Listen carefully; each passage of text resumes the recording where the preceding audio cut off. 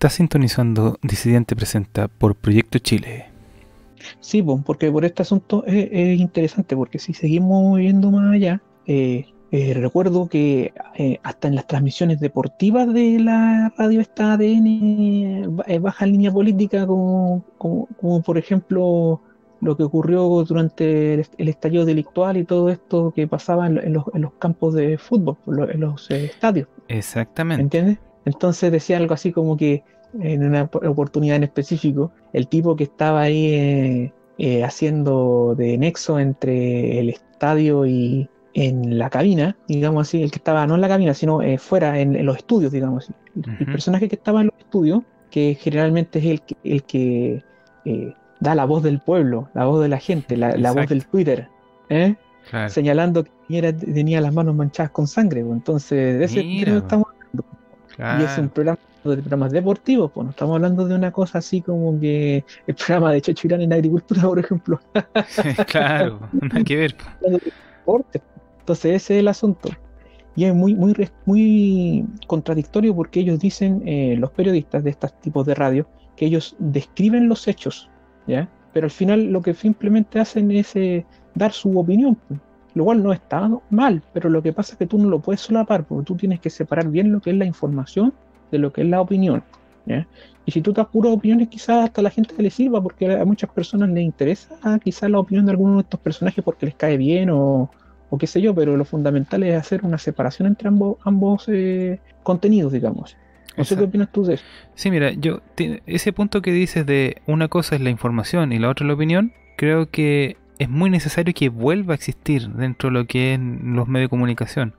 Porque tú, en este caso como periodista, ellos tienen que ser objetivos con la información que entregan y también pueden dar su opinión, independiente que venga de su sector progresista o de derecha o de centro. La gente igual quiere escuchar la opinión de estas personas que son muy visibles, que estamos viéndolas muy seguido, que son millones que los que quieren escucharlo, pero es importante que entreguen la información de manera objetiva, porque necesitamos estar informados y ellos tienen ese tremendo poder, porque es un poder la información, para que estamos con cosas.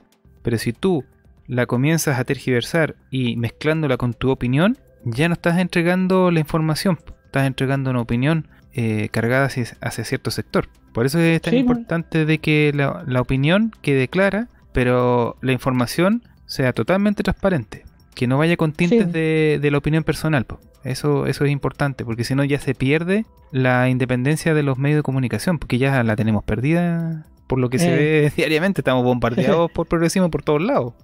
Mira, yo discrepo un poco en el sentido de que la objetividad no es el problema, ¿ya? Porque nadie es objetivo al 100%. Si a mí lo que me molesta es que no exista lo que se denomina la ecuanimidad. Es decir, de que por ejemplo hayan distintas voces hacia distintos problemas. Ese es el asunto. Eso puede decirse como ser imparcial, ¿ya? Pero más que ser imparcial, lo importante es que por ejemplo tú tienes un problema, un tema, y tienes que reflejar las distintas visiones acerca de las posibles soluciones a ese problema, pero en el sentido de darles a las dos partes, digamos, o a varias partes, las mismas posibilidades de ser escuchados y no satirizar ni ¿cómo se puede decir? Hablar mal o silenciar a la parte que a ti no te gusta o a la que tú consideras que no te conviene, porque eso también es otro punto importante.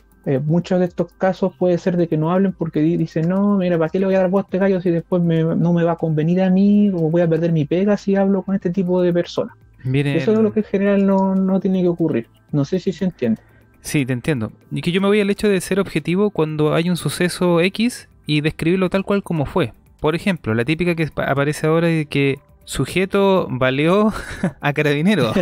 No era un delincuente, ¿me entiendes? Entonces, yo considero que ya no está siendo objetiva la cuestión, porque es como decir, bueno, una persona se vio obligada a disparar a carabinero y no, pues, ¿quién dispara directamente a carabinero? Un delincuente, pues. Eso lo sabemos la gente de derecha y de izquierda y de centro, pues.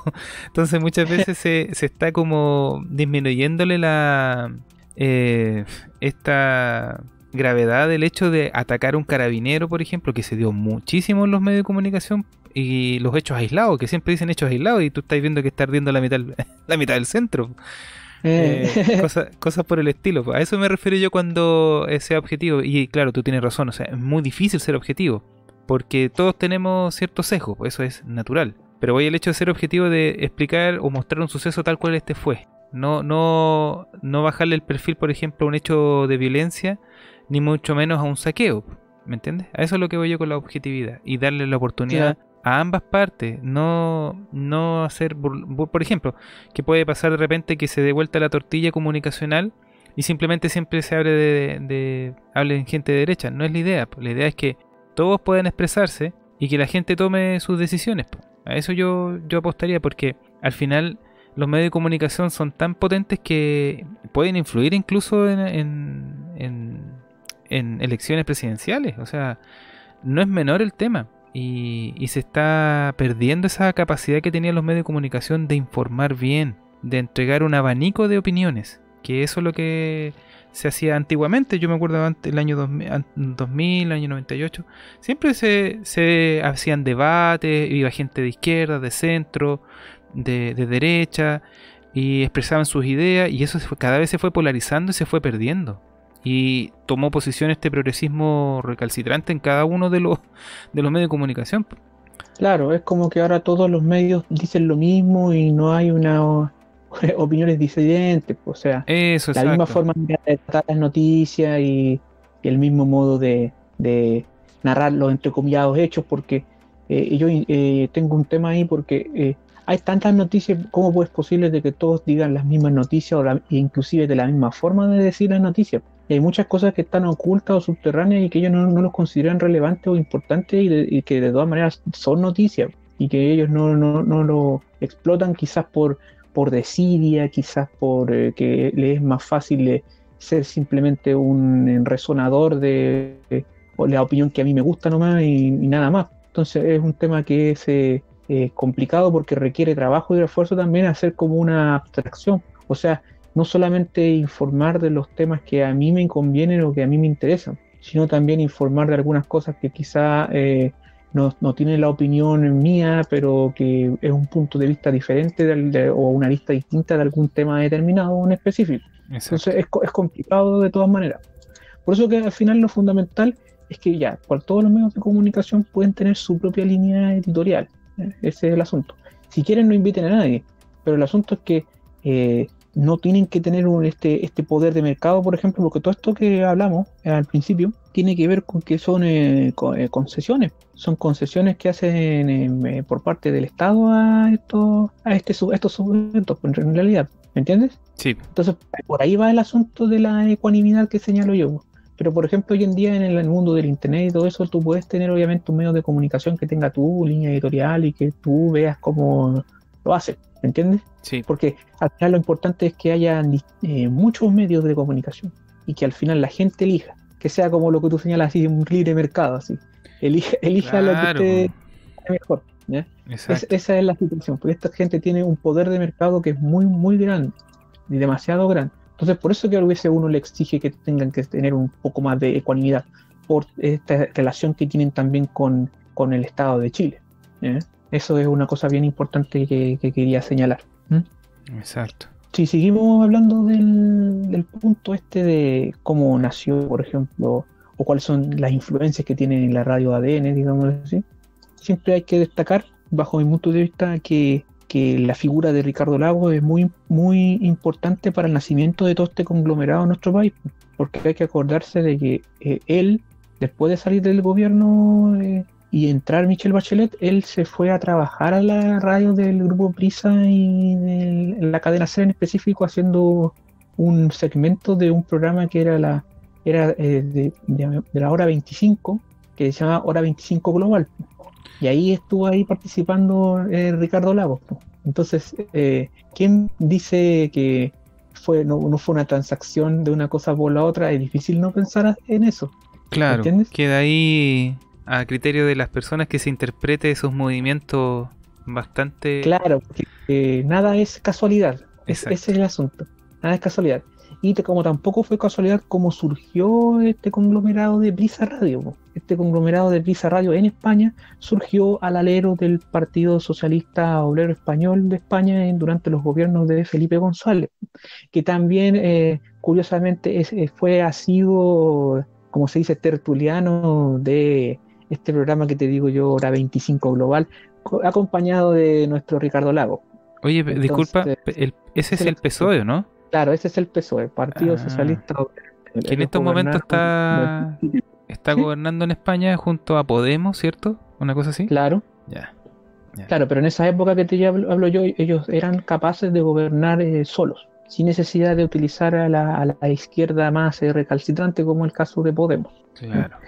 Ellos tuvieron mayorías absolutas en el Congreso español durante muchísimos años, por eso que se instaló también allí mucha corrupción, sobre todo en la comunidad autónoma de Andalucía, ¿ya? Entonces, hace muy pocos años pudieron, tras el retorno a la democracia en España, pudieron gobernar en una coalición de entrecomillada centro-derecha y sacar al PSOE del gobierno de esa comunidad autónoma de allá de España.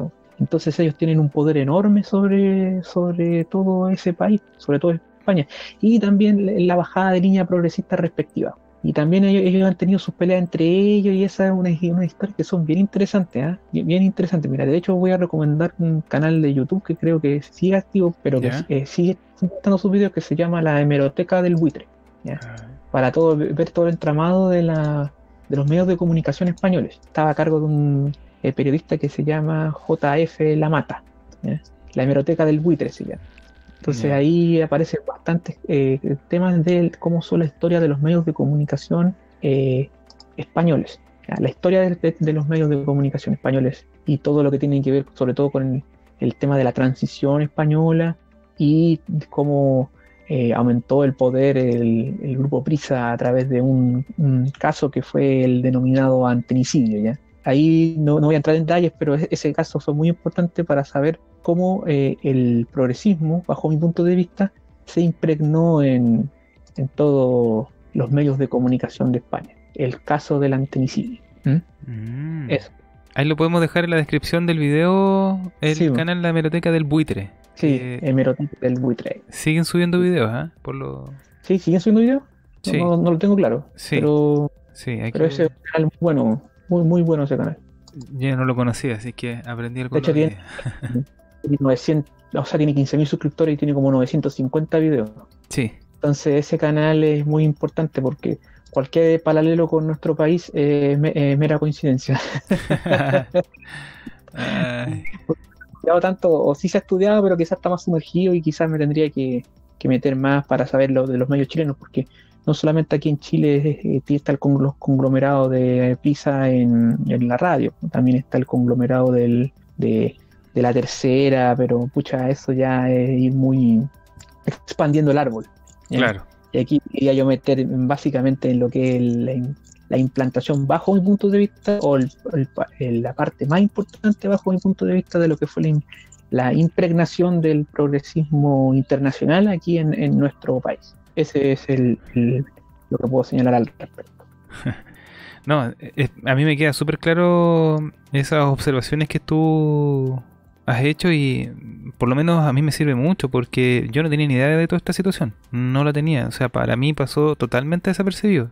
Debo ser sincero en esto, yo no tenía ni idea de todos esos movimientos, así que hoy por lo menos he aprendido algo nuevo y que me va a servir mucho para estar observando y estar más alerta, porque vamos a empezar a ver qué es lo que se viene para las presidenciales en 2 añitos más, pues. No nos queda nada de tiempo.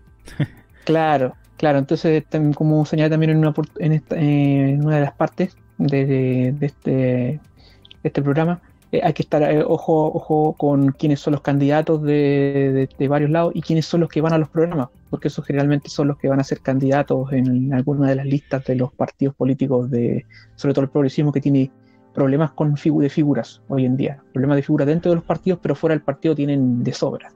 Claro. Fuera de los partidos de la entrecomillada nueva mayoría tienen de sobra figuras, pero dentro tienen problemas. Entonces por eso pasó lo de Alejandro Guillet, pues no tenían una figura fuerte y tuvieron que escoger a al que según las encuestas era el más idóneo. acorde a idóneo y que apareció allí en las elecciones presidenciales. Y que sigue siendo senador. Claro, es como el fenómeno Lavina, que aparece en radio, en televisión, en nubes, en aviones, en matinales. Se nota que ahí hay algún movimiento estratégico. Y si no me equivoco, y corrígeme, en la radio Pudahuel, ¿dónde estaba Lavín con este otro? No, con Vidal? ese es El Conquistador. El Conquistador, sí, me equivoqué. Ese es otro medio, y ese es un medio más bien conservador, digamos así, que es no son parte de Prisa Radio, tienen otro conglomerado. Ya, bueno, dejarlo aclarado ese tema. Porque los de Prisa, no, supongo yo que no querrán a Lavín en el poder. No, es demasiado de derecha. Demasiado de derecha para ellos para que esté Lavín en el poder. Imagínense de eso. Sí, eso es bueno dejarlo aclarado. A ellos les interesa quizá alguien más progresista y si no liberal, alguien del estilo liberal, como se puede decir, estilo liberal de Estados Unidos o algo por el estilo. Eso es el candidato que más le interesa a ellos, en el sentido norteamericano del término. Ya, así que bastante clarito. Gracias por escuchar Disidente Presenta en Proyecto Chile. Puedes escuchar este programa completo en mi canal Un Disidente.